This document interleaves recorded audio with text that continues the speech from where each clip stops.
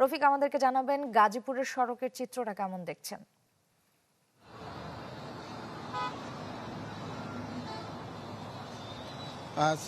গতকাল যখন দুপুরের পর আংশিক শিল্প কারখানা বন্ধ হয়ে যায় তখনই কিন্তু মহাসড়কে যাত্রী এবং যানবাহনের চাপ বাড়ে। সেই চাপ কিন্তু এখনো আছে। আপনাকে যদি একটু দেখাই, আমার পিছনে এই মুহূর্তে কিন্তু সারি সারি গাড়ি আসলে চন্দ্রামোড় পারাপারের অপেক্ষায় রয়েছে। যদিও গতকাল রাত 12টার পর থেকে কিছুটা স্বাভাবিক হয়েছিল, আবার বেলা সকাল থেকে আমরা যেটি দেখেছি ঢাকা টাঙ্গাইল মহাসড়কের খারাজোড়া থেকে পল্লী বিদ্যুৎ পর্যন্ত প্রায় 2 কিলোমিটার লম্বা লাইন রয়েছে চন্দ্রামোড় পারাপারের অপেক্ষায়।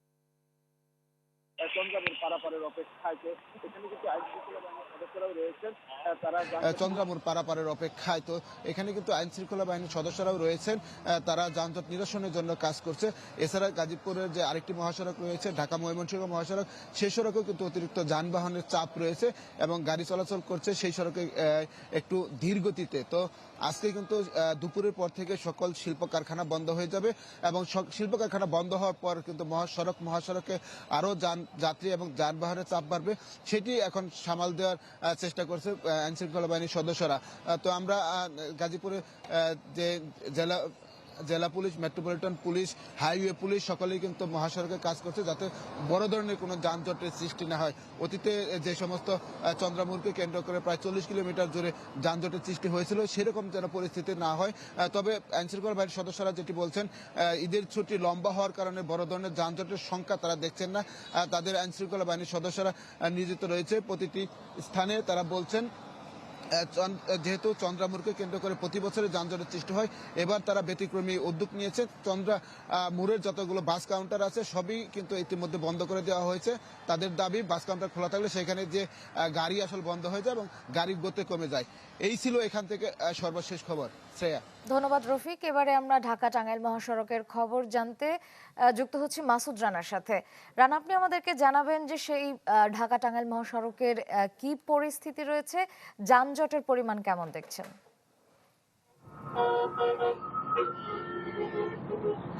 প্রিয় মানুষদের সাথে ঈদের আনন্দ ভাগাভাগি করে নিতে সাধারণ মানুষ ধর্মঘট করছেন। গতকাল থেকে অনেকটাই যানবাহনের চাপ দেখা গেছে। সেটি কিন্তু বিগত রাতেও এটি ছিল এবং আজ ভোর সকাল থেকেও কিন্তু আমরা সেটি দেখতে পাচ্ছি। আমি এই মুহূর্তে রয়েছি ঢাকা টাঙ্গাইল মহাসড়কের টাঙ্গাইলের ভরপুর লিংক রোড এলাকায়, যেটি আজ ভোর থেকেও অনেকটা গাড়ির চাপ ছিল এই মহাসড়কে। তবে সেটি এখন অনেকটাই কমে এসেছে, তবে মাঝে মাঝে গাড়ির চাপ বাড়ছে আবার কমছে, এইভাবেই কিন্তু সকাল থেকে প্রতিনিয়ত চলছে। আমি যদি আপনার মাধ্যমে একটু দর্শকদের জানিয়ে রাখি, গতকাল রাতে 3টার পরে কিন্তু যমুনা সেতুর উপরে একটি সড়ক দুর্ঘটনা ঘটে। এছাড়াও কয়েকটি গাড়ি বিকল হয়ে যায়। কিন্তু ভোর রাতে এই ঢাকা টাঙ্গাইল মহাসড়কের টাঙ্গাইলের এলেঙ্গা থেকে যমুনা সেতু পর্যন্ত 14 কিলোমিটার এলাকা জুড়ে বেশ দীর্ঘ সারি দেখা যায়, পরে সেটি ধীরগতি নেয় এবং সেটি বেলা বাড়ার সাথে সাথে কিন্তু স্বাভাবিক হতে শুরু করে। এখন বর্তমানে এই মহাসড়ক স্বাভাবিকই রয়েছে। আমি সকালে এই মহাসড়কে এসে এই যে সাধারণ যে চালক রয়েছেন, যাত্রী রয়েছেন, তাদের সাথে কথা বলেছি। তারা জানিয়েছেন তারা নির্বিঘ্নে বাড়ি ফিরছেন, কোথাও তেমন কোনো সমস্যা হচ্ছে না। শুধু গাজীপুরের চন্দ্রা ছাড়া তেমন কোনো ভোগান্তি তারা পড়েনি। এছাড়াও এই টাঙ্গাইলের যে ঢাকা টাঙ্গাইল মহাসড়ক, এই মহাসড়কের এলাঙ্গা থেকে সেতু পর্যন্ত এই 14 কিলোমিটার অংশে একটি দুর্ভোগের সংখ্যা ছিল, কিন্তু এখন পর্যন্ত সেই ধরনের কোনো সংখ্যা চোখে পড়েনি। এছাড়াও আমি একটু জানিয়ে রাখি, এই মহাসড়কে প্রায় 1000 পুলিশ সদস্য দিনরাত কাজ করে যাচ্ছেন যাতে নির্বিঘ্নে মানুষ বাড়ি ফিরতে পারেন। এখন পর্যন্ত এই মহাসড়কে তেমন কোনো বড় ধরনের দুর্ঘটনা ঘটেনি। তবে আজ সকাল থেকে এখন পর্যন্ত এই মহাসড়কের এলাকা থেকে যমুনা সেতু পর্যন্ত বেশ কয়েকটি গাড়ি বিকল হয়ে যায়, যে কারণে কিন্তু কিছু কিছু জায়গায় একটু লম্বা সারি দেখা দিলেও পরবর্তী রেকারের মাধ্যমে গাড়িটি সরিয়ে নেওয়া হয়, পরে কিন্তু যান চলাচল স্বাভাবিক হয়ে যায়। এখন পর্যন্ত আমি টাঙ্গাইলের যে পুলিশ সুপার রয়েছেন তার সাথে কথা বলেছি, তিনি জানিয়েছেন এখন পর্যন্ত এই মহাসড়কে তেমন কোনো বড় ধরনের ঘটনা ঘটেনি, যে কারণে মহাসড়কের চলাচল স্বাভাবিক রয়েছে। শ্রেয়া। ধন্যবাদ রানা। এবারে চলে যাচ্ছি সহকর্মী শুভ ঘোষের কাছে। তিনি আছেন মুন্সিগঞ্জের পদ্মা সেতুর মাওয়া প্রান্তে।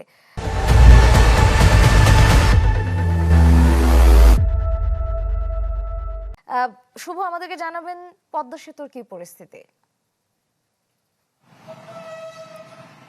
দেখুন, ঈদের ছুটির দ্বিতীয় দিনে কিন্তু সড়কে যানবাহনের যে উপস্থিতি সেটি কিন্তু বেশ অনেকটা লক্ষ্য করা যাচ্ছে। আমরা যে সকাল থেকেই দেখছি যে ঢাকা মাওয়া এক্সপ্রেসওয়েতে কিছুক্ষণ আগে আমরা প্রায় 18 থেকে 19 কিলোমিটার পথ এসেছি মাওয়া পর্যন্ত।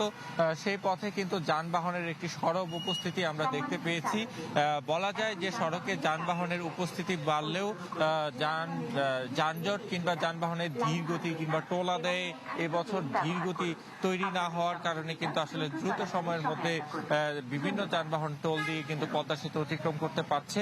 আজকে কিন্তু সড়কে দু চাকার বাহন মোটরসাইকেলের একটি বেশ চাপ লক্ষ্য করা যাচ্ছে। পাশাপাশি যাত্রীবাহী যেসব বাস আমাদের চোখে পড়ছে সেসব বাসে কিন্তু তিল ধারণের ঠাঁই নেই। সেসব বাসে যাত্রীদের সাথে আমরা কথা বলেছি, অনেকে অভিযোগ জানিয়েছে যে টিকিট সংকটের কারণে কিন্তু অনেকে গন্তব্যে যেতে যাত্রীবাহী বাসগুলোতে দাঁড়িয়ে কিন্তু অনেকে যাচ্ছে এবং সেসব বাসে যারা দাঁড়িয়ে যাচ্ছে তারা বলছে যে এইসব পরিবহন থেকে কিন্তু অতিরিক্ত বাড়তি ভাড়া আদায় করা হয়েছে তাদের কাছ থেকে। স্বাভাবিক সময়ের তুলনায় কোনো কোনো ক্ষেত্রে 250 থেকে 300 টাকা গন্তব্যে যেতে কিন্তু তাদের বেশি দিতে হচ্ছে, এটি তারা অভিযোগ করেছে। এছাড়া দু চাকার বাহন মোটরসাইকেলে কিন্তু পরিবারের ছোট ছোট শিশুদের কিংবা অন্যান্য নারী সদস্যদেরকে সাথে নিয়েও কিন্তু মানুষ আসলে কর্মব্যস্ত নগরীর রাজধানী ছেড়ে গ্রামের পথে ছুটছেন।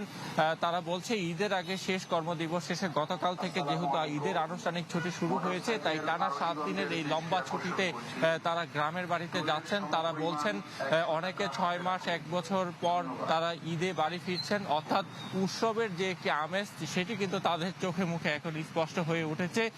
অনেকে কিন্তু ঈদের জন্য যেসব নতুন পোশাক কিনেছে, আমরা দেখেছি যে ঈদের আগে কিন্তু ছোট ছোট শিশুরা সেসব পোশাক পরে বাহারি রঙের সাজে সেজে কিন্তু তারা মোটরসাইকেল সহ অন্যান্য যানবাহনে যাচ্ছে। তবে আশাব্যঞ্জক খবর হচ্ছে আজকে কিন্তু কোনো দুর্ঘটনার খবর পাওয়া যায়নি গতকাল রাত থেকে এখন পর্যন্ত।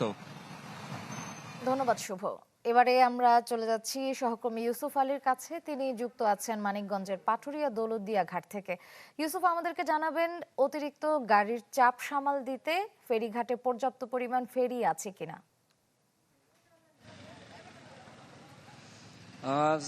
শ্রেয়া, বেলা বাড়ার সাথে সাথে পাটুরিয়া দৌলতদিয়া নৌ রুটের যানবাহন এবং যাত্রীর চাপ কিন্তু বাড়তে শুরু করছে। তবে ঘাট এলাকায় এখন পর্যন্ত দুর্ভোগের কোনো চিত্র আমরা লক্ষ্য করিনি। আমি যদি একটু দেখাই ঘাটের চিত্র, যদি দেখাই যে পাটুরিয়া যে 3 নং ঘাটে, সেই 3 নং ঘাটে রয়েছে 3 নং ঘাটের দুটি পকেটে দুটি কিন্তু রুরু ফেরি রয়েছে। একটি ফেরি মাত্রই লোড হয়েছে এবং সেই ফেরিতে যে ব্যক্তিগত গাড়ি, প্রাইভেট কার, মাইক্রোবাস, মোটরসাইকেল রয়েছে এবং যাত্রীবাহী কোনো বাস না থাকার কারণে পণ্যবাহী ট্রাকও কিন্তু লুট করা হয়েছে। ফেরিটি ছাড়ার জন্য অপেক্ষায় রয়েছে।